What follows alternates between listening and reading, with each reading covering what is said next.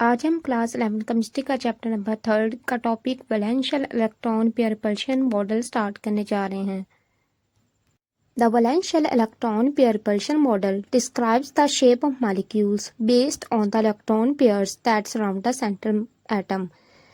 मतलब ये कि इस मॉडल के मुताबिक एक मॉलिक्यूल की जो शक्ल है इस बात पर डिपेंड करती है कि सेंट्रल एटम के इर्द गिर्द कितने electron pair. For example in methane इसमें 4 बॉन्डिंग पेयर्स हैं जो सेंटर में मौजूद कार्बन एटम के गिर्द होते हैं, इसलिए इसकी जो फॉर्म है हमारे पास वो टेट्राहेड्रल होती है।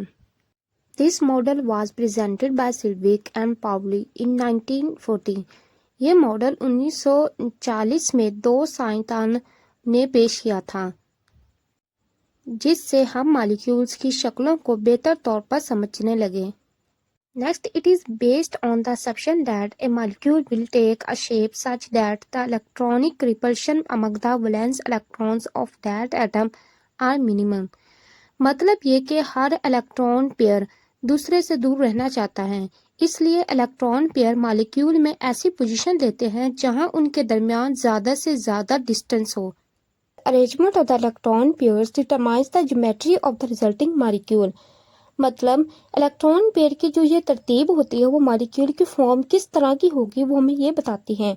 फॉर एग्जांपल अगर हम अमोनिया की मिसाल लें तो उसके अंदर एक लॉन पेयर होता है और 3 बॉन्ड पेयर्स होते हैं, जिसकी वजह से इसकी जो हमारे पास फॉर्म होती है वो पिरामिडल होती है। नेक्स्ट, अगर हम वेस्पर थ्योरी के पोस्टुलेट्स देखें तो जो फर्स्ट पोस्टुलेट वो ये है, both the lone pairs as well as the bond pairs participate in determining the geometries of the molecule। मतलब ये कि बॉन्ड पेयर्स और लोन पेयर्स दोनों मॉलिक्यूल की जो फॉर्म को डिटरमाइन करने में पार्टिसिपेट करते हैं। फॉर एग्जांपल अब वाटर, इसके पास 2 लोन पेयर्स होते हैं और 2 ही बॉन्ड पेयर्स होते हैं, जिसकी वजह से इसकी जो हमारे पास फॉर्म होती है वो बेंट वी शेप होती है। नेक्स्ट, अगर हम इसका सेकंड पोस्टुलेट देखें, the electron pairs are arranged around the central atom so as to remain at maximum distance apart to avoid repulsions.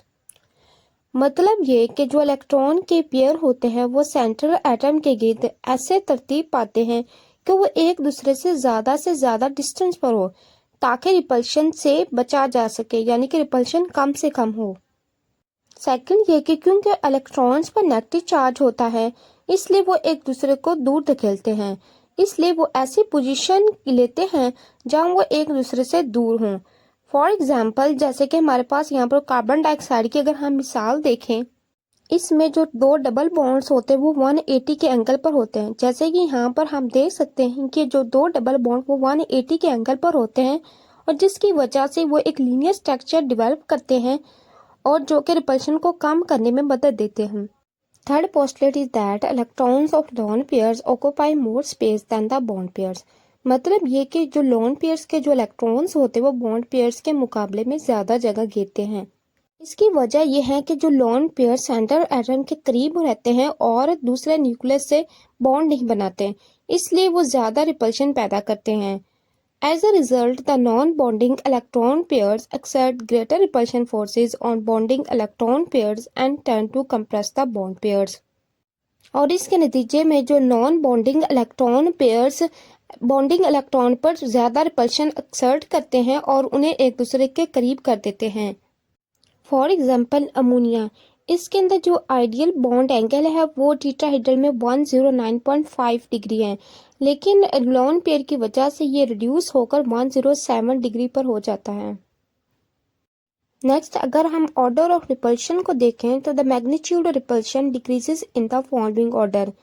यानी कि सबसे ज़्यादा जो रिपल्शन होती है वो लोन पेयर के अंदर होती है, उसके बाद लोन पेयर और बॉन्ड पेयर के दरमियान, और सबसे जो कम रिपल्शन होती है वो बॉन्ड पेयर और बॉन्ड पेयर के दरमियान होती है।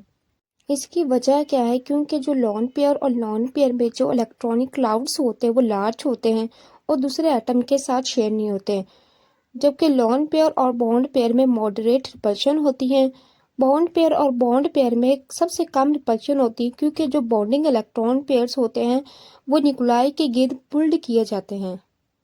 जैसा कि हम यहाँ वाटर की एग्जांपल में देख सकते हैं, जो 2 लोन पेयर्स होते हैं वो स्ट्रॉन्ग रिपल्शन कॉज करते हैं और वो बॉन्ड पेयर्स को एक दूसरे के करीब धकेलते हैं और इसकी वजह से जो बॉन्ड एंगल है वो 104.5 डिग्री का होता है इंस्टेड ऑफ 109.5 डिग्री का।